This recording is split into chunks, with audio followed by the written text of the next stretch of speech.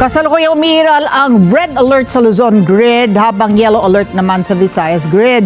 Una nang inanunsyo ng National Grid Corporation of the Philippines o NGCP na isinailalim sa yellow alert ang Visayas Grid mula alas 5 ng hapon kanina hanggang alas 9 po yan mamayang gabi.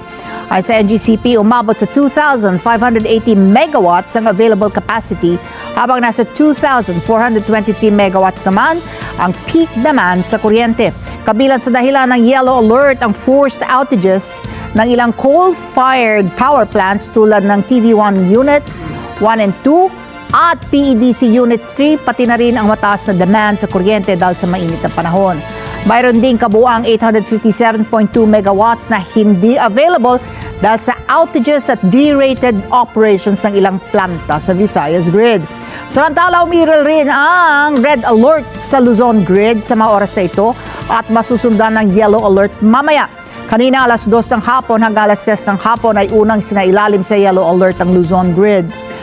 Mula naman alas 3 hanggang alas 8 mamayang gabi, red alert.